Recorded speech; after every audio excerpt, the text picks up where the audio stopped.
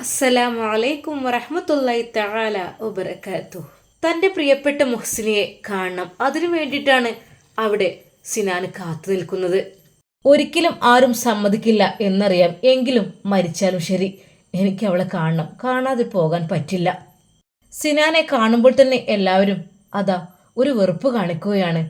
ഞങ്ങളുടെ കുട്ടിയെ ഉപദ്രവിച്ചവൻ, ഞങ്ങളുടെ കുട്ടിക്ക് ഓരോന്ന് കൊടുത്തവൻ എന്നതിൻ്റെ പേരിൽ. എന്നാൽ സിനാനും അല്പം വാശിയിൽ തന്നെയാണ്. അവൻ നേരിട്ട് തന്നെ ഡോക്ടറോട് പറഞ്ഞു, ഡോക്ടറെ, എനിക്ക് എൻ്റെ പെണ്ണിനെ കാണണം, അവൾ എൻ്റെ ഭാര്യയാണ്, എനിക്ക് കാണാതിരിക്കാൻ പറ്റില്ല. ഹേയ്, നിങ്ങൾ എന്താണ് ഈ പറയുന്നത്?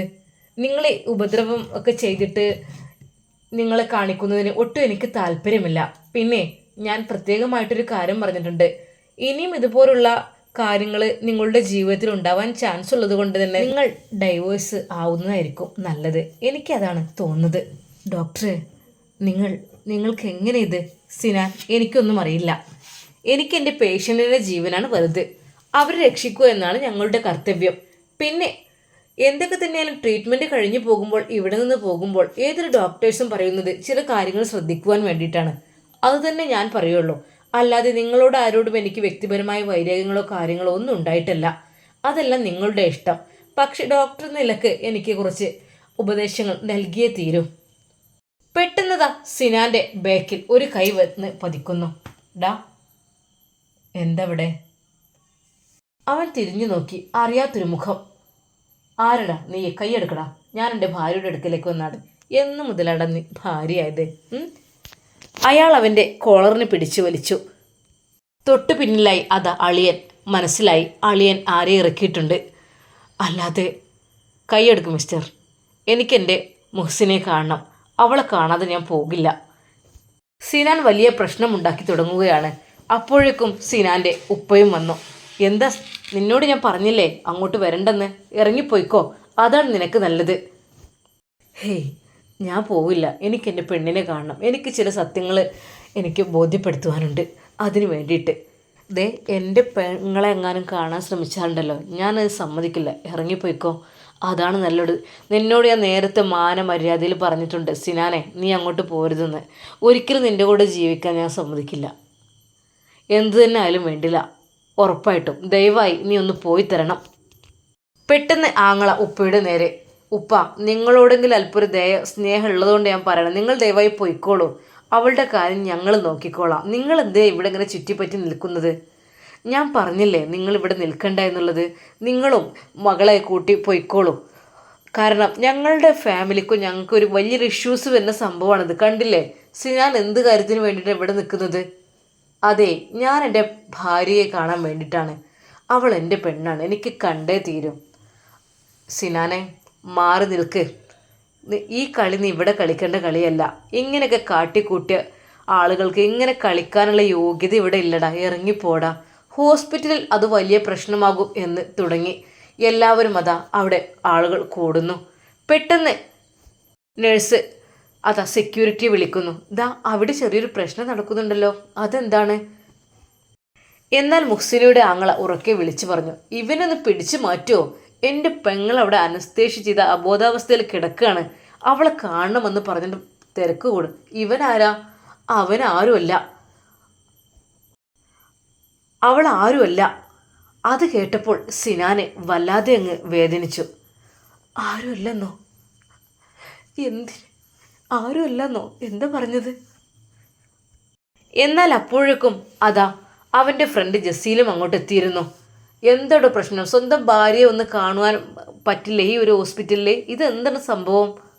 അവൻ്റെ പെണ്ണാണ് അതിൻ്റെ ഉള്ളിൽ കിടക്കുന്നത്. അവനക്കെന്തോ ഒരു നോട്ടം കാണുന്നതിന് എന്തെങ്കിലും പ്രശ്നം? അവൻ ശക്തമായാണ് പ്രതികരിച്ചത്. ഞാൻ പറഞ്ഞിട്ടുണ്ടല്ലോ നിന്നോട് അവന് വേണ്ടി കാര്യം പറയാൻ നീ വരണ്ട എന്നുള്ളത്. പിന്നെന്തിനാ? എനിക്ക് എൻ്റെ കുട്ടിയുടെ കാര്യം, എൻ്റെ പെങ്ങളെ കാര്യമാണ്. നിനക്ക് എന്ത് കാര്യത്തിലേ? എനിക്ക് എൻ്റെ സുഹൃത്തിൻ്റെ ഭാര്യയുടെ കാര്യമാണ്.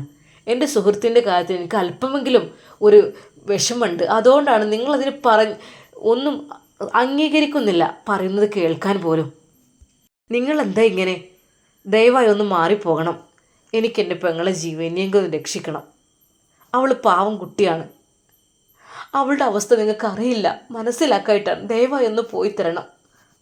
മോൾട്ടിയോട് അതാ ഓളുടെ ആങ്ങള വന്ന് പറയുന്നു, ഇത്ത ഇങ്ങളോടെങ്കിലും അല്പൊരു ബഹുമാനം ഉള്ളതുകൊണ്ട് നമ്മൾ പറയാണ്, ഇങ്ങളോട് ഉപ്പാനോടൊക്കെ ബഹുമാനമേ ഉള്ളൂ, പക്ഷെ ദയവായി നിങ്ങൾ പോയിക്കോളൂ, നമുക്ക് ഈ ബന്ധം തന്നെ വേണ്ട, അതൊന്നും ഇല്ലാതാക്കാം, നിങ്ങൾ പോയി ദയവായി, ഒരിക്കലും ഇനി ഇവിടെ നിൽക്കല്ലേ, ഇവിടുത്തെ കാര്യങ്ങളൊക്കെ ഞങ്ങൾ നോക്കിക്കോളാം, ഞങ്ങളെ കുട്ടിയല്ലേ, അത് ഞങ്ങൾ എങ്ങനെ വെച്ചാൽ നോക്കിക്കോളാം, നിങ്ങൾ പോയിക്കോളൂ.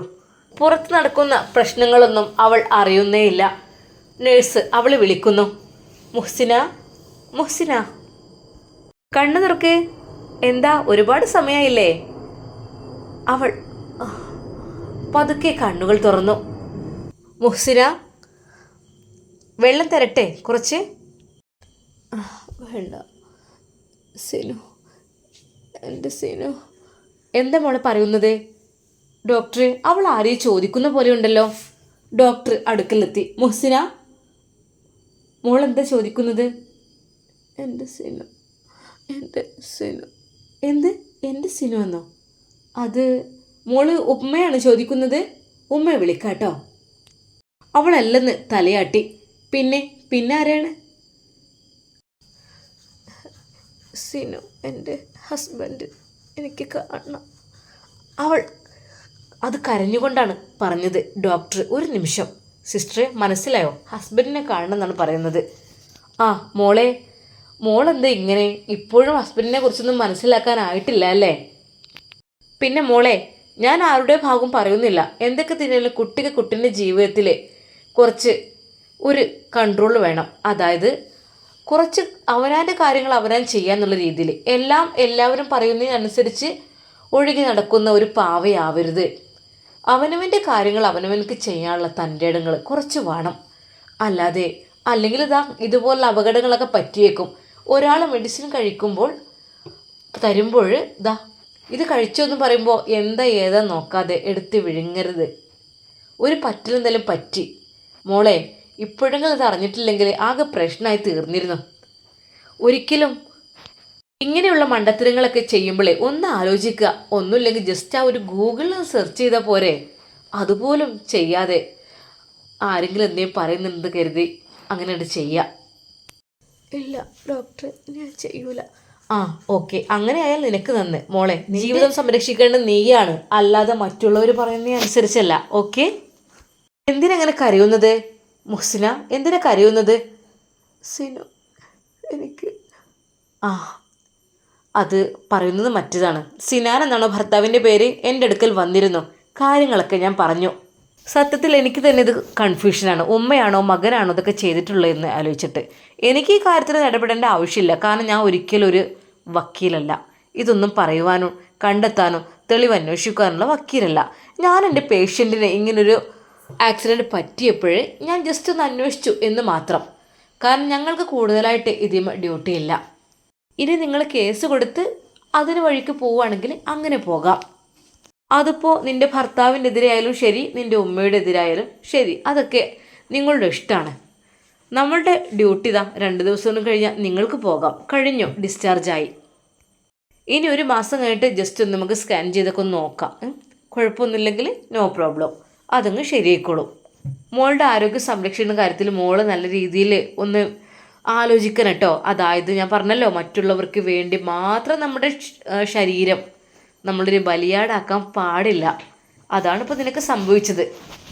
പിന്നെ നിൻ്റെ ഭർത്താവിൻ്റെ ഉമ്മ പറഞ്ഞതനുസരിച്ച്, നിൻ്റെ ഭർത്താവ് പറഞ്ഞതനുസരിച്ചൊക്കെ നോക്കുമ്പോൾ എവിടേക്കോ എന്തൊക്കെയോ ദുരൂഹത ഇതിലൊക്കെ ഉണ്ട്. അപ്പോൾ എനിക്ക് കൂടുതലായിട്ട് ഇതിൻ്റെ അന്വേഷണവും കാര്യങ്ങളും അറിയില്ല. ഡോക്ടറെ, എനിക്കെൻ്റെ സിനുവിനൊന്ന് കാണണം, എനിക്ക് കാണിച്ചു തരാൻ പറ്റുമോ? അവൾ കരഞ്ഞുകൊണ്ടാണ് അത് ആവശ്യപ്പെട്ടത്. അത് കണ്ടപ്പോൾ ശരിക്കും ഡോക്ടറുടെ മനസ്സലിഞ്ഞു. ഓക്കെ മോളെ, ഞാൻ ഒന്ന് വിളിച്ച് നോക്കട്ടെ കേട്ടോ. അപ്പോൾ പുറത്ത് ചെറിയ രീതിയിൽ പ്രശ്നങ്ങൾ നടത്തുകയായിരുന്നു. സെക്യൂരിറ്റികളെല്ലാം വന്നിട്ടുണ്ട്. അതെ, നിങ്ങൾ കുടുംബ പ്രശ്നം ഉണ്ടെങ്കിലേ അതൊരിക്കലും നടത്തേണ്ടത് ഈ ഒരു ഹോസ്പിറ്റലിന് മുമ്പിലല്ല, അതൊക്കെ അങ്ങ് കോടതി ചെല്ലട്ടെ. എന്നാൽ അതിനിടയ്ക്ക് നേഴ്സ് വന്ന് വിളിക്കുന്നു. മുഹ്സിനയുടെ കൂടെയുള്ളവരാരാണ്? എല്ലാവരും അവിടെ പ്രശ്നത്തിലായിരുന്നു. ഉമ്മ അത് കേട്ട് അങ്ങോട്ടോടി. അതെ, മുഹ്സിന ആരെയും കാണണമെന്ന് പറയുന്നു. ആരെയാണ് അവൾക്ക് കാണേണ്ടത്? അത് സിനു എന്നൊക്കെ പറയുന്നുണ്ട്. ആ വ്യക്തിയെ ഒന്ന് വിളിക്കാവോ? സിസ്റ്റർ ചോദിച്ചു. എനിക്ക് അതിനു മുമ്പ് ഓളോടൊരു കാര്യം പറയാണ്ട്. ഉമ്മ അതാ റൂമിലേക്ക് കടന്നു. അനസ്തേഷ്യയുടെ മയക്കം കഴിഞ്ഞ അവൾ ഉമ്മയെ നോക്കി. ഉമ്മ, മോളെ, നീ എന്താ ചോദിച്ചത്? ഉമ്മ, സീനു ഉണ്ടോ അവിടെ എവിടെയെങ്കിലും? പൊന്നു മോളെ, നിന്നോട് ഞാൻ പലവട്ടം പറഞ്ഞിട്ടുണ്ട്, ഓനത് പ്രശ്നക്കാരനായി വീണ്ടും വന്നിട്ടുണ്ട്. ഉമ്മ, ഒന്ന് കടത്തി വിടൂ, എനിക്ക് ഒന്ന് കാണണം. പൊന്നു മോളെ, ഒരിക്കലും അതിന് സമ്മതിക്കില്ല. ഓന് ഭയങ്കര പ്രശ്നം അവിടെ നിന്ന് ഉണ്ടാക്കണേ. എല്ലാവരും ചീത്ത പറയും, എന്തൊക്കെ ചെയ്യുന്നുണ്ട്. അല്ല. ഡോക്ടർ അപ്പോഴേക്കും, മോളെ ഇപ്പോൾ കൂടുതൽ ടെൻഷൻ ആവരുത് കേട്ടോ. ഉമ്മ, നിങ്ങൾ പോയിക്കോളൂ. പിന്നെ അവൾ ആശ്വസിപ്പിക്കാൻ വേണ്ടിയിട്ട് എന്തെങ്കിലും ഒക്കെ ഒന്ന് പറഞ്ഞോളൂ, ഡോക്ടർ ഉമ്മയോട് പറഞ്ഞു. ഉമ്മ പുറത്തേക്ക് ഇറങ്ങി. സിനുവിനെ അവരാരൊക്കെയോ പിടിച്ചു കൊണ്ട് പോകുന്നതാണ് ഉമ്മ കണ്ടത്. എൻ്റെ റബ്ബേ, ഈ കുട്ടി എന്തിനാണ് ഇങ്ങനെ പ്രശ്നം ഉണ്ടാക്കാൻ വേണ്ടി വീണ്ടും വീണ്ടും വരുന്നത്? ഞങ്ങൾ എന്ത് തെറ്റ് ചെയ്തിട്ടാ റബ്ബേ?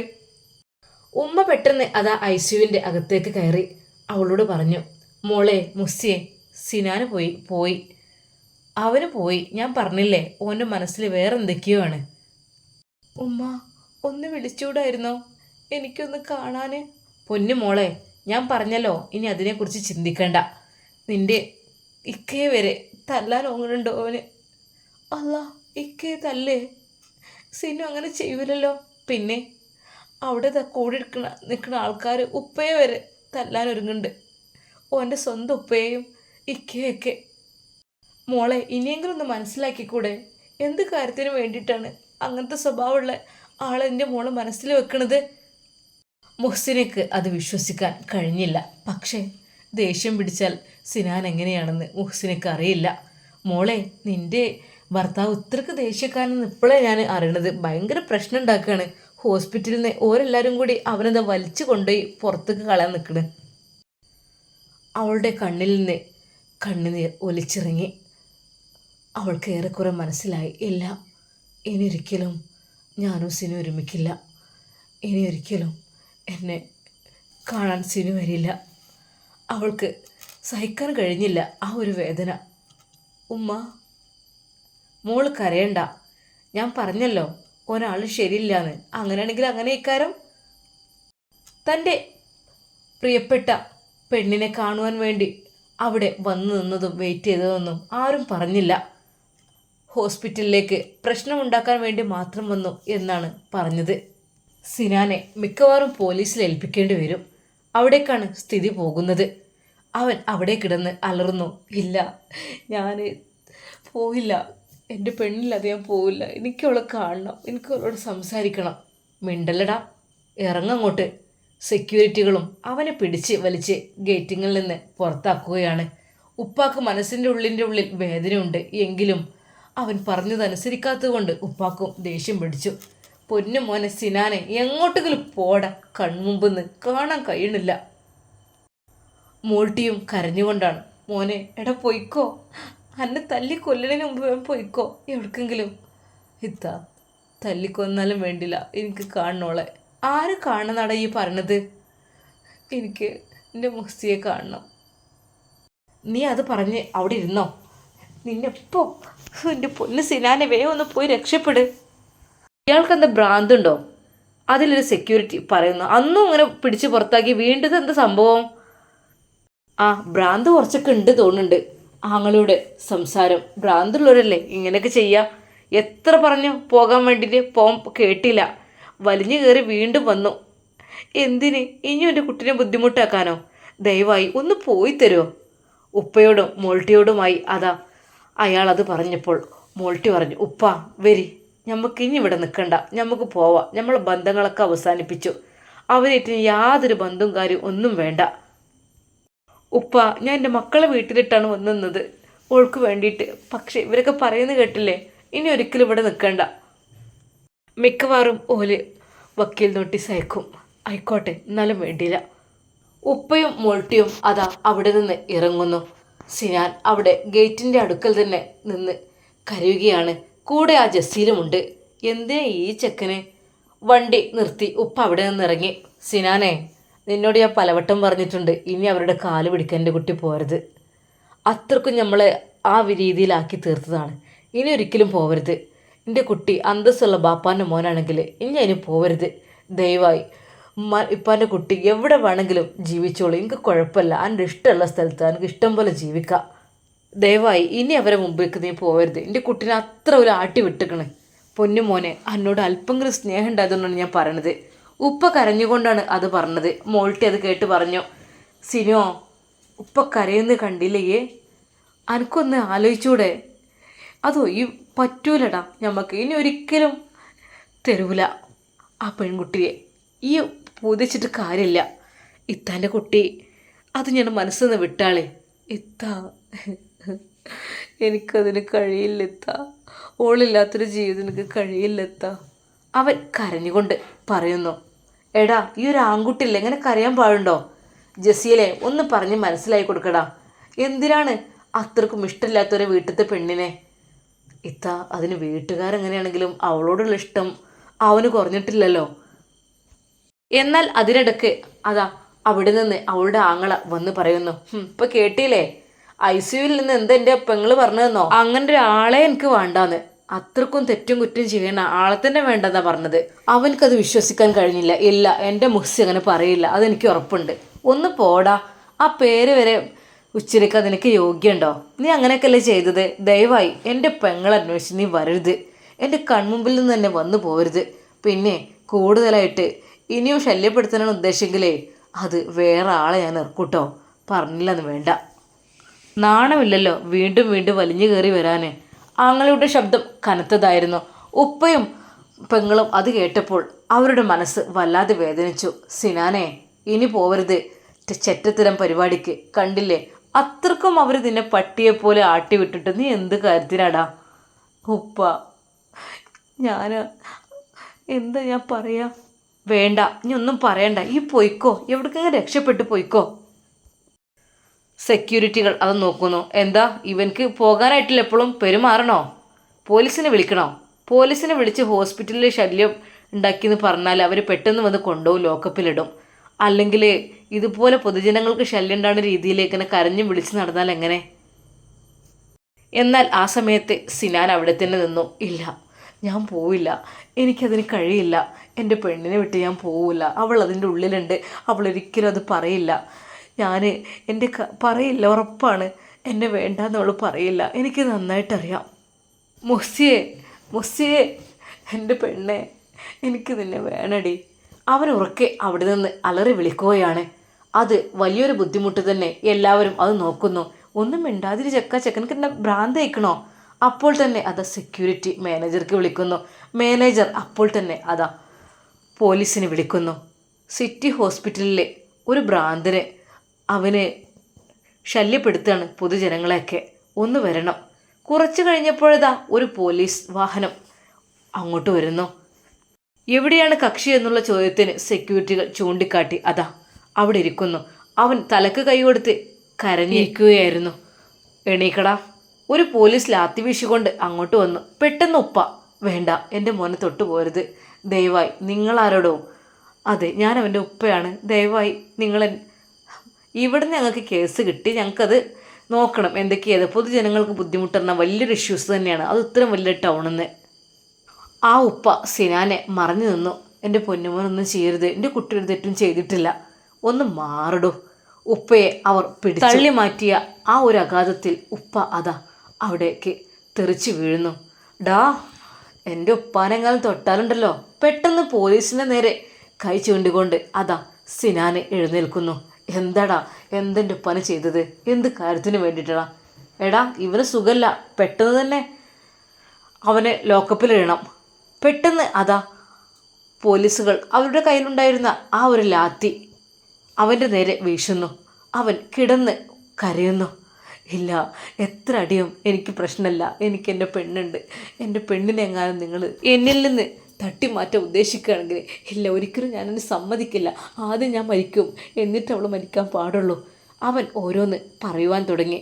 അടിക്കടാ. അവന് 4 പോലീസുമാരുടെ അടുക്കൽ നിന്നും നല്ല രീതിയിൽ തല്ല് കിട്ടുന്നു.